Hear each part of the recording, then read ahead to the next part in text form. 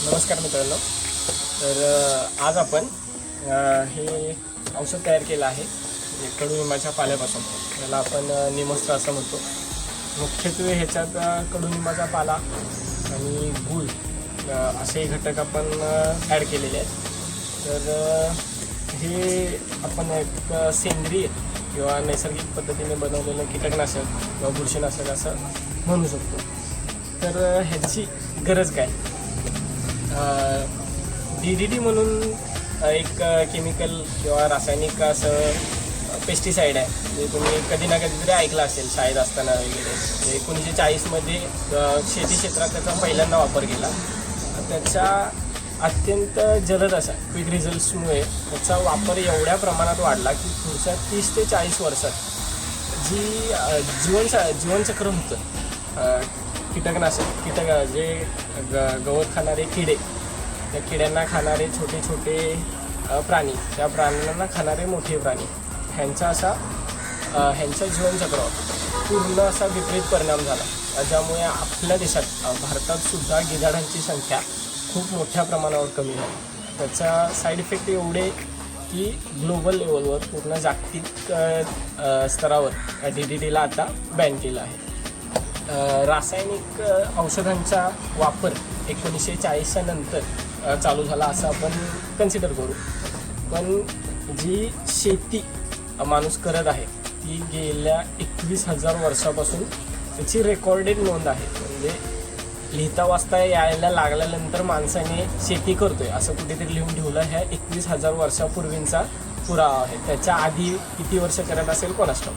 एवढ्या वर्षाच्या शेतीच्या इतिहासात माणसाला कधी ना कधी त्याच्या पिकाचं संरक्षण करण्याची गरज पडली असेल, वेगवेगळ्या बुरशींपासून किंवा बसणाऱ्या किड्यांपासून. तेव्हा त्याने काय केलं असेल? जेव्हा निसर्गात असलेले जे घटक आहेत त्याचा त्याने वापर केला असेल.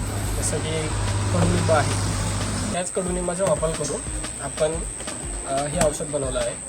कडुनिंबाच्या पाल्यामध्ये मुख्यत्वे काही घटक असतात, त्यापैकी ॲजिडेट ॲक्टिन जे कीटक असतात, जे आपल्या रोपावर बसलेले त्यांची भूक मारतं, त्यांच्या वाढीमध्ये व्यत्यय आणतं, बाधा आणतं. त्यांचे हार्मोनल जी चेन असते साखळी ती डिसरप्ट करतं.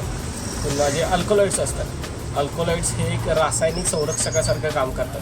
किंवा अँटीफंगल असेल, जे बुरशीजन्य रोग असतात त्यांना आळा घालण्याचं काम अल्कलॉइड्स करतं. सॅपोनिन्स असतात जे न्यूट्रिएंट ॲब्झॉर्प्शनचं काम करतात. हवेत असलेले सूक्ष्म अन्नद्रव्य जसं की नायट्रोजन वगैरे आहे, नत्र, ते शोषण्याचं काम, ते शोषून झाडांना मदत म्हणजे झाडांना पोषण देण्याचं काम ते सॅपोनिन्स करतात. त्याचबरोबर कडुनिंबाच्या पाल्यामध्ये अमिनो ॲसिडसुद्धा असतात, जे प्रकाश संश्लेषणाच्या क्रियेला चालना देतात, मदत करतात. आणि जे पानांमध्ये असलेल्या पेशी असतात, टिश्यूज, त्यांच्या संख्येमध्ये वाढ करण्याचं काम अमिनो ॲसिड्स करतात. असं सर्व गुण संपन्न कडुनिंब आपण शेतीमध्ये बऱ्याच ठिकाणी वापरतो. निमस्त्र बनवण्यासाठी जी क्वांटिटी आहे ती साधारण 10 लिटर पाण्यासाठी अर्धा किलो कडुनिंबाचा पाला, 500 ग्रॅम कडुनिंबाचा पाला, ते 200 ग्रॅम गूळ असं आपण वापरायचं आहे. आणि ते हे जे मिश्रण आहे ते उकळून घेतल्याच्या नंतर अर्ध होईपर्यंत, म्हणजे 10 लिटर पाणी 5 लिटर होईपर्यंत त्याला उकळी द्यायची आहे. साधारण अर्ध झालं पाहिजे, पूर्ण इकडे तिकडे चालतं. हे साधारणपणे 3 महिने आपण एकदा तयार केलेलं मिश्रण वापरू शकतो. तर पुढची जास्त लांबड न लावता आपण जी प्रोसेस आहे ती बघू कशी काय आहे. हा पाला आपण आता त्याच्यात भांड्यामध्ये काढून घेऊ.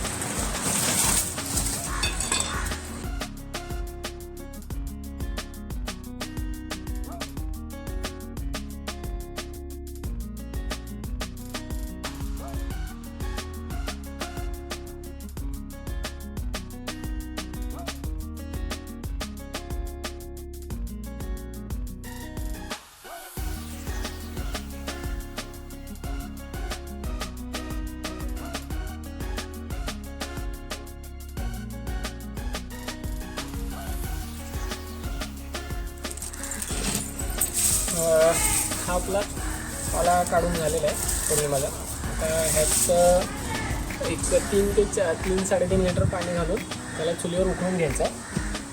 त्यातून ह्या ज्या छोट्या छोट्या काट्या राहिल्या, कडुलिंबाचे एवढे चांगले गुणधर्म आहेत, चांगला उपयोग आहे.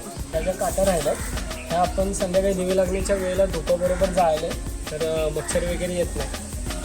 आणि हे काय आपल्याला दंतमंजनसाठी घालायचं. पुढची प्रोसेस आपण चालू करू.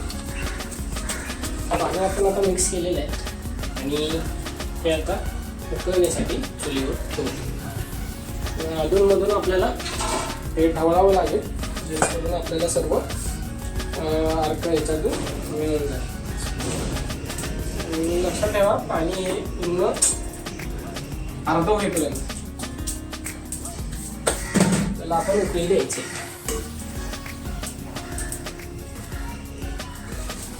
जे चुलीवर आपण मिश्रण ठेवलं होतं कडुलिंबाच्या पाल्याचं आणि पाण्याचं, त्याला उकळी यायला चालू झालेली आहे. पाणी आता आटायला लागलेलं आहे. हे जे मिक्स केलेलं पाणी आहे ते अर्ध झाल्याच्या नंतर आपण जाळ कमी करून मिश्रण थंड करून घ्यायचं आहे. हे कडुलिंबाचं आपण उकळून घेतलेलं मिश्रण तयार झालेलं आहे. आणि थंड होण्यासाठी पाला बाहेर काढून ठेवला होता. आता हे आपण ह्या बकेटमध्ये ओतून घेऊ.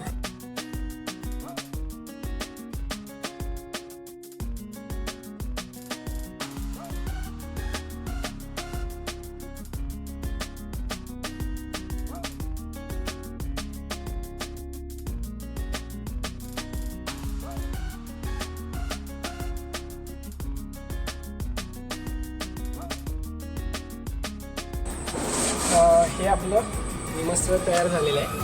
ह्याची क्वांटिटी जर फवारायचं असेल तर एक 150 मिली एका 15 लिटरच्या पंपाला अशी ह्याची क्वांटिटी घ्यायची आहे आणि स्प्रे करायचं आहे. जे आपण निमस्त्र तयार केले त्याचा वापर बघण्यासाठी तुम्हाला दाखवतो. ह्या पेरूच्या पानांना अशी खालच्या बाजूने बुरशी लागली, ही दिसत असेल व्हाईटवाली, तर ह्याच्यावर आज आपण स्प्रे करून घेऊ. तर 4 दिवसात अपेक्षित रिझल्ट्स मिळाले नाहीत तर पुन्हा एक फवारणी घेऊन पहा, त्याचे रिझल्ट्स नक्कीच येतील. निमस्त्राच्या वापराने जर एखाद्या पिकावर पडलेला, मोठ्या प्रमाणात पिकावर पडलेला जर रोग असेल किंवा कीड असेल ती जात नाही आहे असं जर वाटत असेल तर ह्याची तीव्रता आपण वाढवू शकतो. जी ताक किंवा गोमूत्र किंवा आपल्याकडे गावठी म्हशी वगैरे असतात त्यांचंसुद्धा चालू शकते. ते आपण 100 मिलीला 100 मिली अशी क्वांटिटी टाकून वापरू शकतो. ह्याचे रिझल्ट्स तुम्हाला नक्कीच भेटतील.